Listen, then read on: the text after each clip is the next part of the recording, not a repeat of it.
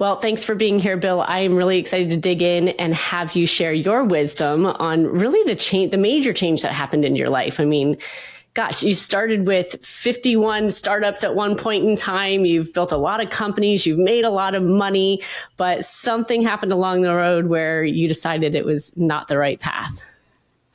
Yeah, I was fortunate to have an experience in EO. A lot of people have heard Entrepreneurs, the Entrepreneur Organization. And yeah.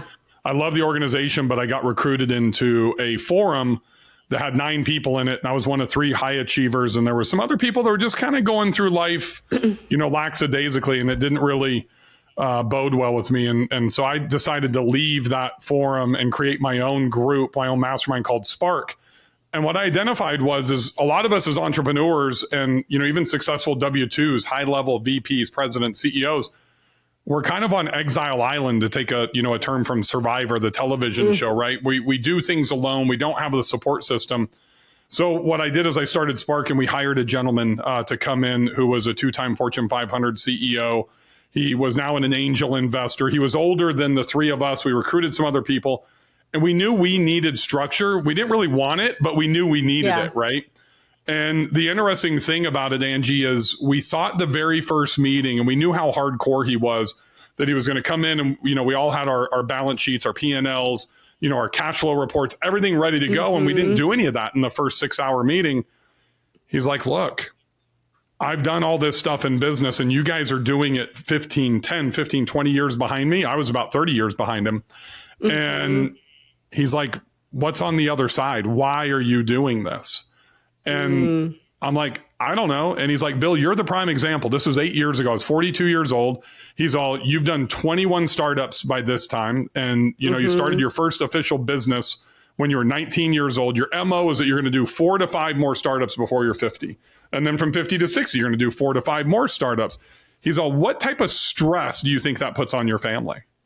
And then I brought up what we talked about before we started. That's when my wife had just a few weeks prior said, hey, you're turning into your father, which was not a good thing. That was like the worst thing she could ever say to me. But it ended up being the best thing, because I resented my father for leaving me and my mother and all that type of stuff and not being around when I grew up.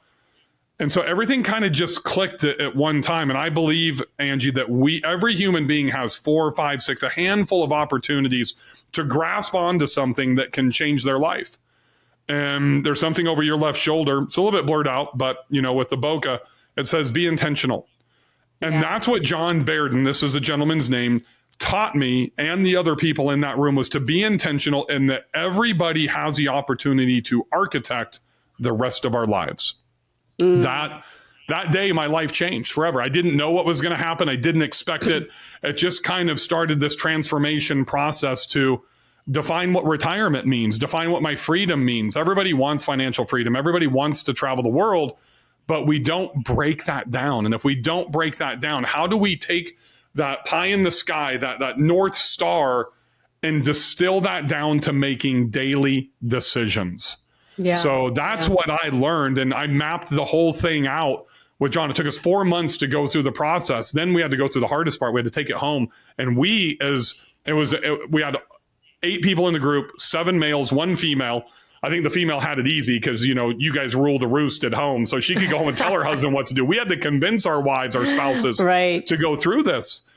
And it's one of the things that I learned, which was probably the most profound for me, is I tried to separate church and state. I tried to keep business on one side and personal life. And I think we're all conditioned to go through to have this work-life balance. Well, what John taught me is you build a life plan, and it's all merged together. And it's not okay to be at home with your 5-year-old doing this and answering texts to your employees because you're not present. So I kind of went through that life plan. My wife and I got together. We've been married for 25 years now. This was 8 years ago. We already had a great relationship, but the one thing that we both found out is we weren't 100% aligned for the same outcome. When we came together and defined that same outcome, now we started working on it together. And probably the most important thing in my life today, outside of my 2 young girls, is Faith Friday. My social media manager a few years ago branded it as a hashtag Faith Friday. And that's between noon and 4 o'clock every Friday, where me and my wife are auditing the previous 7 days.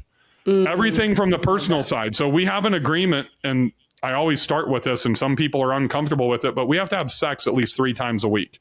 It's very intentional. So I travel, I speak a lot, I teach a lot. So if I miss a Faith Friday, or if, and I don't want to get too graphic here, but we were in Montana we invested into real estate, opening up a new property, actually 2 in 4 days last week.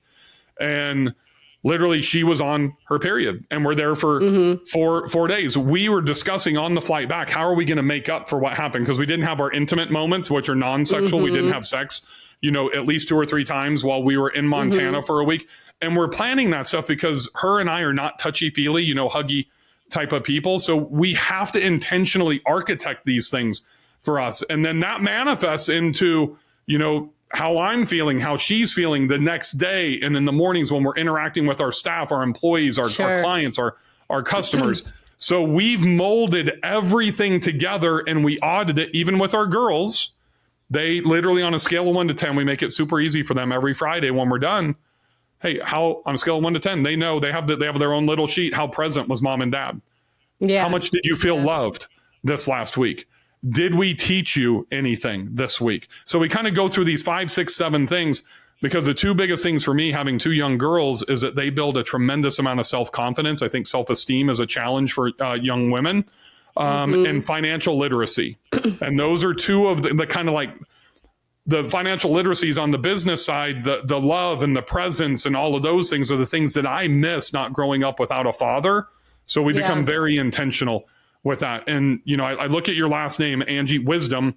I didn't have that wisdom as an early 40-year-old, and I needed a guy like John who had been through all of this to teach me how to do that. Yeah, well, thank goodness you found him, and you just gave us so much that I want to kind of reverse and unpack a lot of that. But the first thing that jumped out to me is those moments, and it makes me reflect, and for myself and for clients, like those moments, those pivotal moments where it changes everything for you, where you truly are like, this just flipped my world upside down. It made me look at things differently. And you clearly had that moment. What a blessing that is. And then really started to redefine everything. And I think a lot of entrepreneurs get in the same position that you do, where you want more, you want to build more, what's next? And it's this constant hunger for achievement, for wealth, for the next thing, but a lack of satisfaction. And I'm curious for you obviously had a father that kind of took that same road. Is that what you think influenced it for you? I think that was definitely part of it, but I also think it was growing up in an athletic culture. I thrived at sports, and then about my sophomore year in high school, I became really good at golf, and I was the 3rd ranked player in the world, recruited to every university, played professionally, all that stuff. And especially with an individual sport, I was so linearly focused on what I was doing as a golfer. And even though you have a coach, it's not like a basketball. It's not like Bobby Knight. They're grinding you every day to, work out, run sprints. You have to self-manage. You have to self-motivate. You have to self-inspire. You have to have self-discipline. I think I learned that from my mom, who was a teacher in the educational field as a single mother. And look, we weren't poor, but we were lower middle class. I mean, in the late 70s and the 80s, I mean, teachers made like $25,000, $30,000 a year. Never missed a meal, but, it was hard. And that was kind of the impetus for, I think, what led to that without my father figure. But one of those big moments for me was when I was 12, when my mom put me in the Big Brother program, and my second Big Brother, first one didn't work out. The second one, Chris introduced me to golf. And that's what fundamentally changed my life. But I think there's pros and cons to every one of those things that happens. But I think that gave me the drive and the self-discipline, but it also kind of took away from, when you're playing golf, which is different than I excelled in basketball and baseball and these team sports, you literally have these blinders on. And then I traveled with a kid named Eldrick Woods at the time, right? And I saw what his father did with him, because we'd roomed together, and what he would put him through. So I learned a lot on the positive side, but there was a lot, I think there was cons that came with it as well, to where, and the blinders are really what it is. And that's what I talk about. I think a lot of us, specifically as males, and there's females that do it too, that we cheat on our spouses. Not with the opposite sex, but with our businesses many times. So where we fall in love with our business, and we have that passion to where that supersedes. You start with family here and business here, but then sometimes it teeters this way. And we have to correct that and bring that back. And really, it should be like this, at least in my opinion. but it's part of American culture to drive. And we see it on TikTok and Instagram, hustle, hustle, hustle. And I love Gary Vaynerchuk that he's kind of changed his narrative over the years to get away from kind of that hustle mentality, right? With the big influence that he has. And I think it's more, hopefully, and I look at Grant Cardone, he's toned down quite a bit as well in the last year or two. And it's more about family and it's more about what he's doing. And I think we're starting to see this cultural shift in our society with these successful entrepreneurs. I mean, look at what Steve Jobs said in the last 48 hours before he died. He had nothing left in his life to show for it. Who cares about all the money if you can't share it with your family? Right. And I think we're seeing that shift, honestly. I was literally speaking at Verizon this morning at their corporate offices, and they had me come in to really talk about the individual relationship you have with yourself and the personal relationships that you have that are actually going to compound and bring more professional success. So I think we are seeing that shift a little bit, but it does take more people coming out and sharing that. Some of the personalities that have always been like, yes, grind and hustle, and this is how you make all your money, they're changing their tune a little bit. But for you, I mean, I'm a golfer. I love golf. I think you have to be a little obsessive to love golf. I agree 100%. And there's still part of that, I don't even know how to describe it, but I haven't played golf, Angie, for 6.5 years. Really? And I stopped playing. And here's why. One was for my kids. So 6.5, let's call it 7 years ago, my oldest daughter was 10. She was just starting to kind of get good. She was a goalkeeper in soccer. Right. And we moved her from rec into travel and the club soccer. And my youngest daughter was just starting to play. And after that aha moment, that life-changing experience with my wife saying what she said, and then going through the life plan with John, I'm like, I don't need to play 3 times a week. I don't need to spend an entire Saturday at the golf course. I want to watch my kids grow up. And I don't think if I didn't go through those 2 experiences, I wouldn't have had that mentality. Because all of my friends that I was playing golf with, and look, I was the former golf professional, so I'm the big man on campus at the country club. Everybody wants to play with me. They're all the ones that are there on the weekends. They're the ones that are there after work. And my wife's like, do you want to be that guy? Yeah. And it was like a big F no. I want to see my girls grow up. And here's the thing that's weird. It very well could have ended up being different if I had 2 boys versus 2 girls. And I'm kind of a girl dad. We're the crazy parents today. My youngest daughter just got done with her freshman year of JV soccer. And you know how it is when kids are in high school, right? They don't want mom and dad around. We're the crazy parents that are there sitting in my wife's Tesla watching practice because we know that how limited it is of us to get those opportunities. We don't care what anybody else thinks. We want to be a part of their life and what they're doing. So I think you're right. But it was also about, honestly, I can't play today the way that if I don't spend 5 to 10 hours a week practicing, I can't compete at even remotely close to the level that I did 25 years ago. I have no desire to go out and shoot 75 to 80 on a consistent basis, which is probably what I would do today. If I'm not shooting under par, I'm just not interested because I still have that drive to max out that what I call the Ed Milet mentality, right? I want to be the best at every single thing that I do. And if I can't do it, I'm not going to continue to try to attempt to do it. There's only one thing. I suck at fishing, Amy. I'm going to my lake as soon as we get done with this, I'm heading down. I'm going, taking the family. I'm going to fish. We're going to tube. I bought a house in Montana just so I could fly fish out of my backyard, but I'm really bad at it. But it's like the only thing that I'm not good at that I absolutely love. That's interesting. And so I'm curious, do you want to get better and better? Like once you find something that you love, do you become that obsessive? And I'm going to be the best at this. Like even with fly fishing? I don't think I have a desire to become the best, but I don't want to have to pay guides to show me where the fish are my entire life. Sure, you know what I mean? So I want to be able to cut that cord away from the guide. So every time it's just like I'm learning how to ski, and my family, we're skiers and snowboarders now. We bought a place in Whitefish, Montana. We just started last year. We started in North Carolina, actually, on the ice. Then we bought the place in Montana. And we're going to be there for 3 weeks. I'm like, kids, we can't pay $600 a day for 2 instructors, like $1,200 a day, because my oldest daughter snowboards. We've got to cut the umbilical cord at some time and go on our own. You know what I mean? So I do want to get good, but I want to be good enough to where I don't embarrass myself. Right. So the one thing about golf, and everybody that I become friends with wants me to play with them because, oh, you used to be a golf professional. Well, I probably couldn't break 85. I could get it back relatively quickly. And I know when I go down to my lake, my buddy Todd that owns the local grocery store is a great golfer, is going to see that I'm down there on social.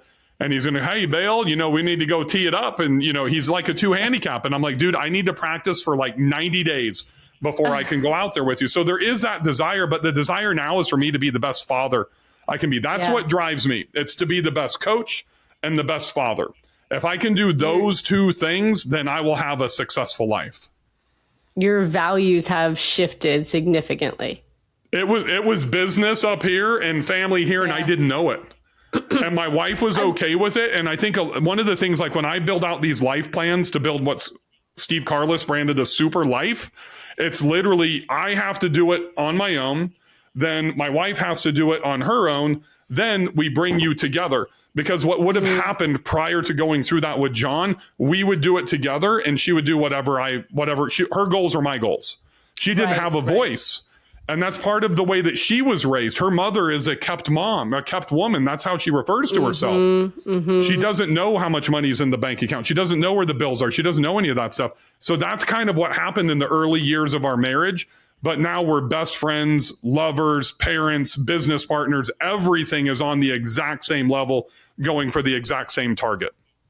Interesting. So I'm curious, back then, did you know that you were missing something? Were you lacking joy, or was it really you weren't aware of that until your wife said something? I wasn't. It took what she said and almost simultaneously going through that process with John. Yeah. I didn't think I was, we were happy. Everything was great, but she was suppressing. Right. And I wasn't able to identify because I had those blinders on for business.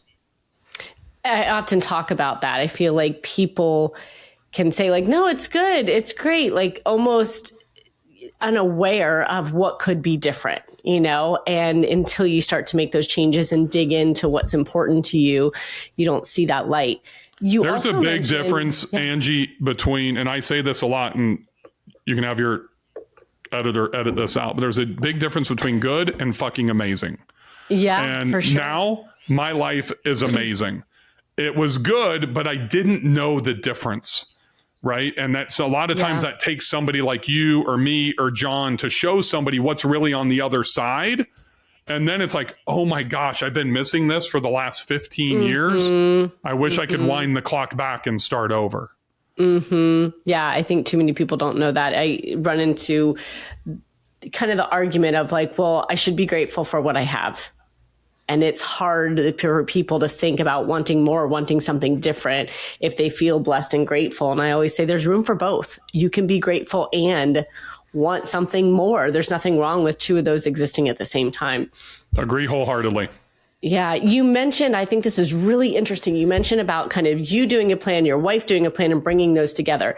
There usually is one dominant person in the marriage, oftentimes the guy, but sometimes the women too, where it really is their goals and their focus that kind of lead the entire family. So I love this approach of giving both parties the voice and then combining them together. I think that's huge.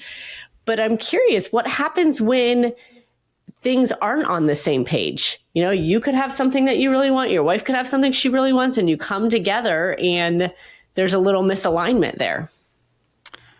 It's interesting that what we identified as we kind of went back after we built the plan and some of those misses that we had together. Yeah. And it was actually probably way easier for me because I had all the guilt. Because like we met and she was my caddy when the last year and a half I played professional golf. So it's like really? Bill's here and she's here. Right. And then we went back to Bakersfield, California, and I was the college golf coach and the professional, and I'm here and she's here. Today, I'm here with my brand. She's here. Right. So there's this, I don't want to say remorse. There's this guilt that I'm the front person and she's behind the scenes. Right. So I made in the most recent ventures of like our real estate investing, she's my designer.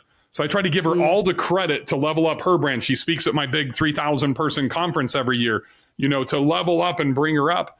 but it's hard behind the scenes because she was just whatever. I was the dominant one. So I think if I didn't have, I don't want to use the word remorse, but if I didn't have guilt, and I did have a little bit of remorse, and I didn't want her to have resentment towards me. So for us, it's really pretty easy because we did get aligned and we had those discussions when we were so like defining retirement.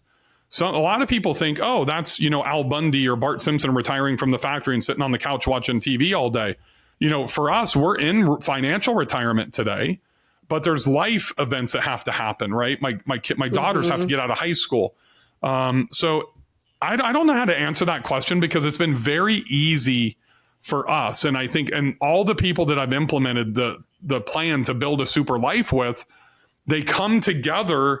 They either don't finish the project and they quit, or they come together and they define it and they learn through that process, how to have a more open communication. And it's really, it's not a negotiation. It's not a compromise. It's like, okay, you want to fly private. I don't want to spend that kind of money. Let's compromise on flying first class half the time. Right. And flying Southwest the other half the time. And honestly, we're a first class to Montana because we have to fly from Nashville to Denver and up. It's like 6 hours and I'm 6-7. But if we're flying to our beach house down in Gulf Shores or, someplace close, like we have this 3-hour rule that we came up with. If the flight's over 3, we're flying first class. If it's under 3 and we can get there direct, we're flying Southwest Airlines. So it's kind of that give and take. And for us, it's not negotiation. It's not compromise. It's just open dialogue. Yeah, that's key. The communication is key. And I think worrying about what each other thinks gets in the way of that, where you don't want to speak freely about it. But communicating is the secret. I'm thinking about it right now because, my husband and I recently have kind of created different life plans in a sense. I'm charging forward with what I'm doing here, and the company that we built for him is in a really great place. So he's a little bit more in this semi-retired and wanting to be in Hawaii. And I keep talking to people about the fact that you can have different values. You can have different hobbies and things that you love and be able to go down those different paths, but always be coming back together to align on what's really the long-term future. 1,000%. And I think that like the first property we bought in our short-term rental journey, it was my wife wanted beach and I've always wanted to be at a lake. Well, we ended up doing the beach and then we ended up buying like 7 beach properties just because the investment was so strong. But then I ended up, we said, hey, when we're ready, we'll move to the lake. Right. And so what we did is when we architected the plan, and we define how we're going to live our life. That's something that's really important in retirement. One, what is retirement? What is the outcome? What is freedom? Then what's it going to cost? How do we want to live that life? It makes it way easier as we're getting to that point.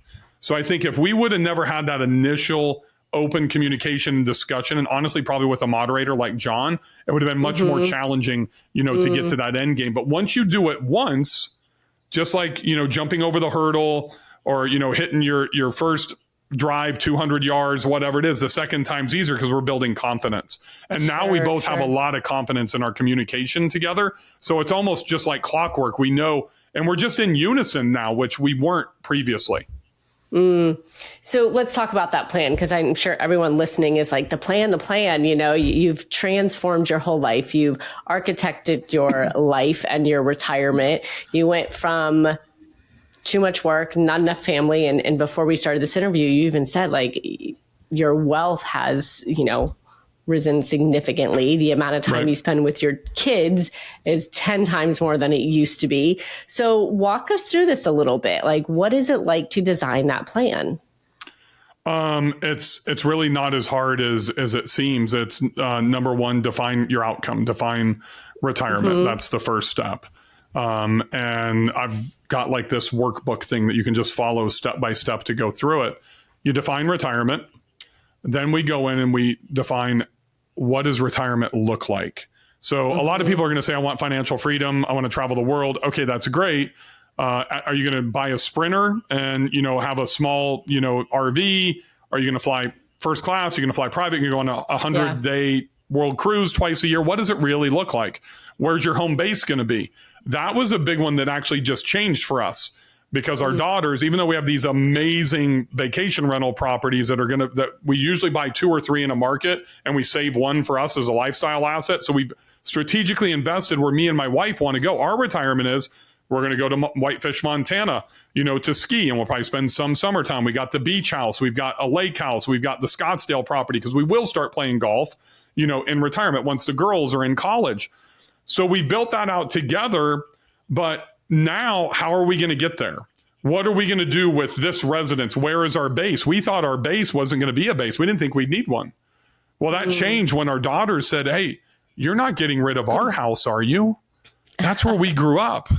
And then I'm like, oh my gosh, I had another aha moment. We didn't even think about winning the parent battle, which is, we jokingly refer to that. Once they get married, once they have kids, we want Christmas. We don't want to get stuck with Easter and Labor Day. I want Thanksgiving and Christmas. So now we're putting in a pool. We're building a fireplace. We're going to make the coolest pad here. Even though we don't need 7,000 square feet with just 2 of us, this is where they grew up. They don't care how cool our other places are. This is where they want to be, right? So that's part of that plan to stay in their lives. I'm 50 years old, Angie. I mean, if I live to be the average age of a male, that means I have 10,218 days left from today. That's not very many days. And you and I lose one every single day. So it's that intention. So really, I go onto the life side first of how we want to live our life. Once we define what retirement is, how we're going to live in it, then we forecast, just like in a business plan. What's it going to cost? Where do we need to cut budget?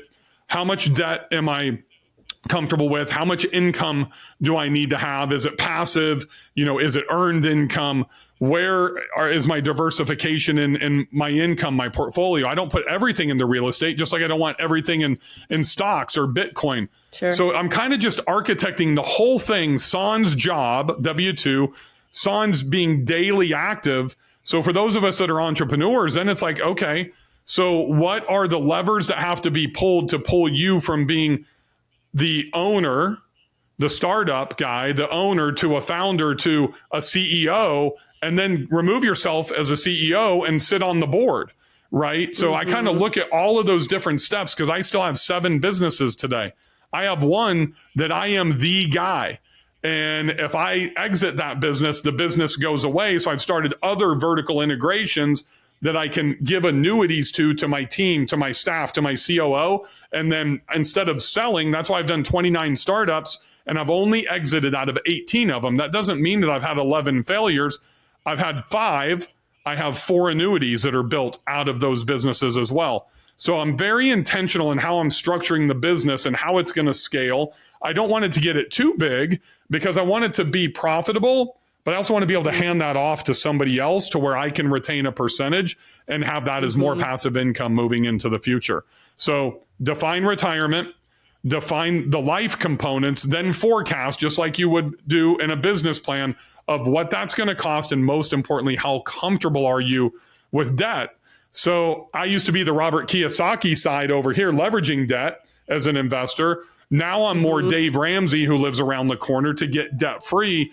Now I've structured all of my passive net income to pay my debt off to 0 in conjunction with my youngest daughter graduated from high school in 3.5 years. Very intentional. 100%. Yeah. When you say it like that, and obviously for me, I get it, because it's what I do as well. We are intentional about what we're building, the life, the business, all of that. But the majority of people are not. Just like winging it every single day. Agreed. Yeah. For you were there, you shifted. What's the big shifting moment for people? Like to start going, wow, I've really got to get intentional about what I want in retirement, what that's going to cost, what it looks like, and stop, kind of winging it on a daily basis. From what I see is I think there's a transformational moment that happens with the people that I coach, whether it's paid or it's free. And I probably do more free coaching than I do paid coaching. We all want affirmation. Doesn't matter if we're male, female, how old we are. We could be 5 years old or 55 years old. I think a lot of people know what they should be doing, but they need that little nudge. They need that affirmation from somebody that's already achieved, and then they will jump off the diving board. right? And, I think what we're all afraid of is going back to when we're 5 to 12 years old, however we were when we learned to ride a bike, and when mom or dad lets go of that banana seat. One of two, there's only two outcomes. You either hit the car or you hit the mailbox, right? Right. And I think we're all afraid of that. And I think that's those small things that happen in our early childhood condition us into adults. So we just need somebody to tell us, you know what? Just freaking jump. It's going to be okay. And here's how you do it. Right. I mean, honestly, that's why people like you and I are in business. And, those are things. There is a framework that works. And, fortunately, that's what I learned from John. And I've got a framework that I walk people through today. And it's usually once they've defined retirement, that's always the hardest part. That's the very first thing. Right. And because there's a lot of people, I was just speaking at a conference in San Diego where half of the attendees were probably in their 20s or early 30s. And 99% of them are not even close to thinking. They're thinking about spending the weekend in Joshua Tree, versus you're going to Coachella versus retirement. And I'm like, well, guys, if you're 27, why aren't you focusing on retiring at 40, right? As opposed to 50 or 60 or 70, the American way. You don't need Social Security. And retirement can be replaced for you with the word freedom, right? What do you want? But let's narrow that down. I think once you get somebody through that mental hurdle, then everything else becomes easier. And the problem is if they're typically like a doctor or, these high earning W-2s that haven't ran a business, that haven't ever been taught to build a business plan and to do forecasting and that type of stuff, then it's harder for them to really understand, how do I architect? How do I forecast how I'm going to live? How do I forecast what it's going to cost me? So I think we do have, once again, those pros and cons as an entrepreneur. And probably a multi-entrepreneur, we have a little bit of an advantage because we've done that with business plans. But we're also typically a little bit more scattered than other people as well. So we kind of have to rein that in with that intentionality. There's no question. So I think if they can get past that first step, typically they feel confident that they have this definition. Then they can kind of start to see the light through the trees. The little lights coming through. By the time they get through with that second phase of the life, now the trees are starting to open and they can almost see the sun. I think you hit the nail on the head there about just knowing that it's going to work. People want guaranteed results. Like when you don't want to take action, it's because you're afraid something's not going to work right. Something's not going to happen. And they want to know that this is a proven system. This is a proven technique, that somebody else has had success with it. So I think you're spot on. And if you can look at it through somebody else's lens and see what they've accomplished and that it works, then you have more confidence. But another piece comes up for me around, I think it's also people don't know what they want. Agreed. Especially if you're in that kind of W-2 world, the 9 to 5, and you just get up and you rinse and repeat every single day, you haven't probably really ever taken the time to go, what do I want to be different? And what do I want my life to look like? You're just kind of waiting until that day comes, that retirement is. But we got to dream more. We have to really think about what do we want and not be afraid to not get it. I mean, I think it's because we don't know what we don't know. We all have the fear of the dark, right? Or what's on the other side. And that's where we need somebody to show us. And, I'm not the biggest Grant Cardone fan in the world. I'm not like a fanboy, but I love the 10X component of Grant Cardone, right? And that he doesn't want you to think about going from making 50,000 to 100,000. How do you go from 50,000 to 500,000? How do you go from spending 2 hours a week with your family to 20 hours a week? Forget about incremental, gains. And I think that you have to think bigger. But I think when you don't know what you don't know, and you look at somebody I'll just give you a really quick example, Angie. I've got a guy, Evan Duplessis. He lives in northern Minnesota. He works out in the oil fields outside. Can you imagine that through the winter? 4,600 hours a year. And he came to me, and now we've got him about $130,000 a year in passive income. He was a $300,000 a year employee.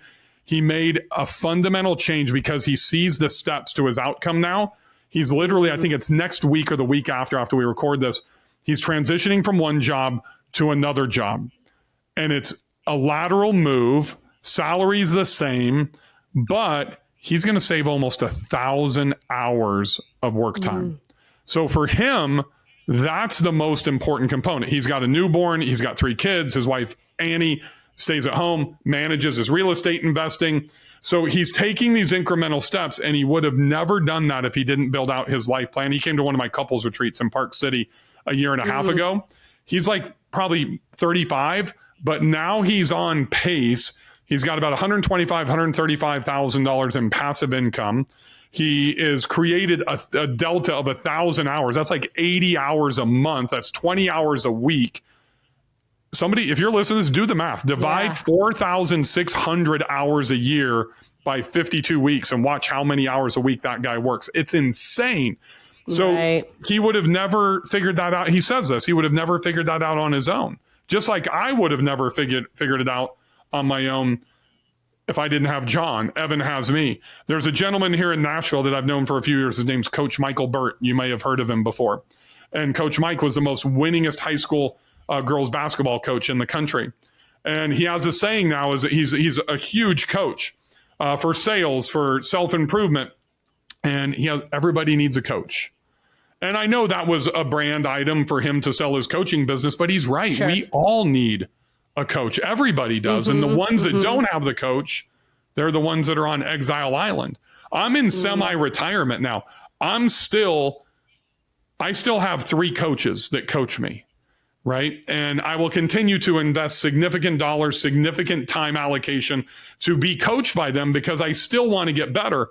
Like in my real estate side, my goal is to own the least amount of properties, hitting my ridiculous financial goals, right? I don't just want to end up with 50 or 100 properties.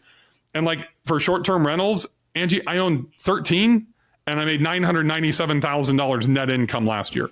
Most people buy the smaller properties. They end up with 50 or 60 or 70 to be able to obtain that number. The problem is now you have to manage 50 or 60 or 70, where I only have to do 13. It's been that same intention since 2015 with every single business, every day that I'm with my kids. When I go to the lake, it's not just going to be about me going fishing. It's going to be, hey, girls, do you want to tube? What do you want to do? Do you want to swim? Do you want to be at the dock? Let's take care of them first and then take care of dad later. I'll get up at 5 a.m. and go fishing till they wake up at 8. And I think it's once again, it's what your little sign right there. It has to be intentional. And it's not just the short intentionality, it's the long game as well. And I think what's so important for people to understand is that intentionality comes from that motivation, the why. And you have to be willing to look outside. Like, the client you're referring to, he probably never even knew that was an option, like you said. And too many people think those options are not available to them, but you have to be willing to open up your mind. You have to be willing to create what you want, to be able to see, like you said, the light coming through the trees, to know that there is a path.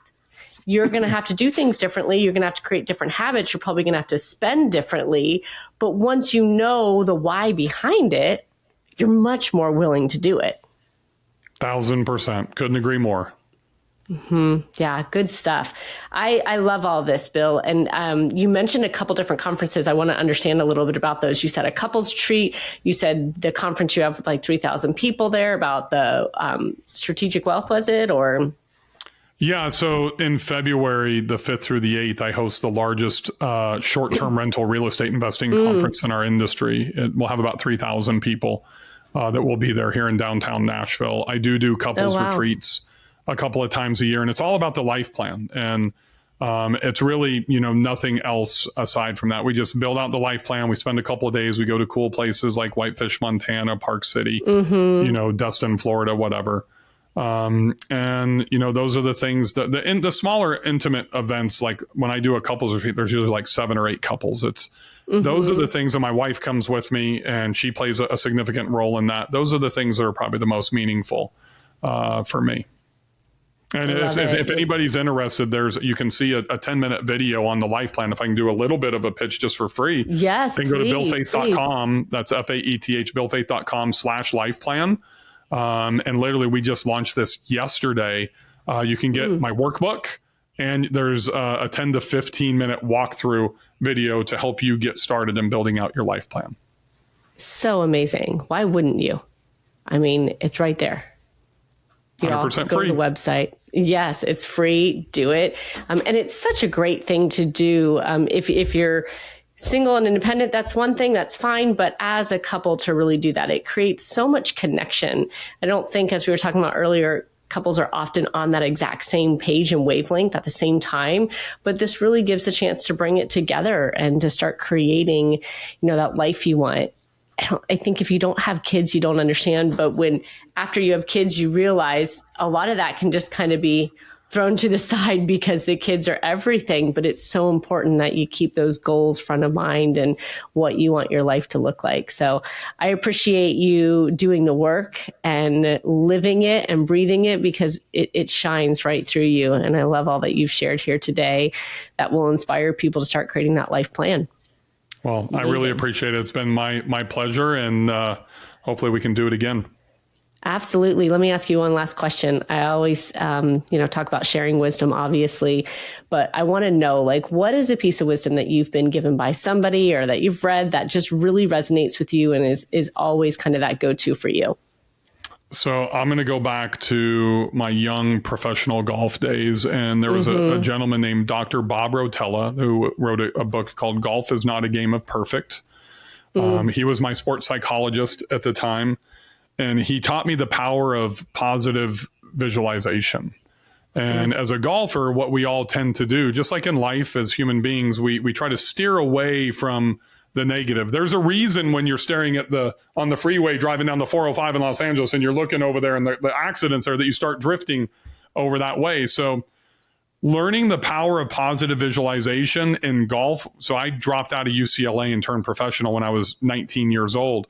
And I was working with Dr. Bob from the time I was 19 to 23. And I still apply that today. I visualize what I want my outcome to be.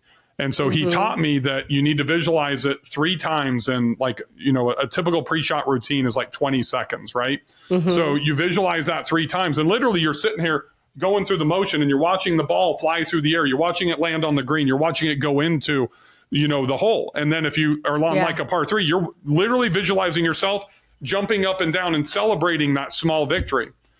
So I apply that same positive visualization, those same techniques. I mean, I was 19, I'm 50 today. I don't play golf anymore, but I still apply those. Some people might call it manifesting. I look at the power of positive visualization. I do vision boards. I'm a visual learner. I struggled in algebra. I was good in geometry. I wasn't a chemistry guy. I was a physics guy. So I understand where my strengths and weaknesses are. And I know that if I visualize something well, and I can get myself that clear vision, that then it's easier for me to architect that path to be able to get there. If I can't see it, if it's cloudy, if those trees are in the way, then I'm not going to have as high of a likelihood to be able to achieve that desired outcome. I am so happy you shared that. I am a big believer in visualization. I apparently need to use it a lot more in my golf game. Maybe that's going to help. I've learned not to say don't go in the water, but no, in all seriousness, the visualization is huge. And I have never really heard do it 3 times. I absolutely love that, and love that you're speaking from a place of experience in professional golf of saying you all use the power of visualization, positive. Here's the most important part, Angie. It's this. Yeah. It's the celebration. The arms up in the air. Yes. I remember when I first started doing that, and I would be out on the driving range practicing, because you have to practice like you want to play in a tournament or you want to perform in a game. And I see all these other guys, they just grab a ball and they hit it, or they're just out there going like this with free throws. My grandfather taught me to shoot 100 free throws, and I better make 95 of them. And he taught me the pre-shot routine, dribble 3 times, get set, visualize the ball going in, and then you shoot. So I applied the same thing. But once I got that visualization, the one thing my grandfather never taught me, who was a professional basketball player, is the celebration. The celebration's that self-positive reinforcement of your success. Yeah. And a lot of us are really bad at celebrating the small victories internally. That's what Dr. Bob called the celebration of one, right? Because if you're not going to celebrate yourself, who else is going to clap for you? Your mom's not going to be there watching you play every day, Billy. Your mom watched you in junior golf. She never saw you play in collegiate golf, and she's probably not going to be out there walking the ropes with you while you're playing professional golf. So you've got to celebrate with yourself. And if you really watch professional golf and you watch the mannerisms, a guy that's phenomenal at this is Jordan Spieth. A guy that was so mentally tough, but he still celebrated inside. I grew up with a kid, Tiger Woods. He, he's this stern, stoic personality on the exterior. Inside, man, when you see him fist pump, that's literally like Captain Jack sticking the sword, in the Ghost. I mean, he wants to shove it in there, and he's so fired up inside. Yeah. He celebrates every one of those good shots. And I think that if you talk to Kobe, if you talk to LeBron, if you talk to Tom Brady, they're going to tell you the same thing. They may not show it on the outside, but they've learned how to celebrate internally those small victories. Every time Tom Brady moved the chains, doesn't have to be for the 4th TD against Peyton Manning or the comeback against the Atlanta Falcons to win the Super Bowl. Those small celebrations turn into bigger celebrations. Love it. Oh my gosh, you're bringing so many gems right at the end of this podcast, Bill. I love the celebrations too. I say every day, celebrate your wins, but I'm going with the arms up in the air. I'm going to do it a little bigger. Now I need to go play golf after this conversation. Go get 9 in before it gets dark. And by the way, I would love to shoot a 75 to 85. I know how many people cringed when you were like, if I can't shoot under, par, I'm not playing. That's the expectations though, right? We all have them negatively and positively. Yep. So true. Yes. Well, it has been so fun. Thanks again for joining me. You all go visit billfaeth.com, learn how to build your extraordinary life, real estate investing. I mean, just everything. He's a man with much knowledge. So visit his website and follow him along. Thanks again, Bill. Thank you, Angie.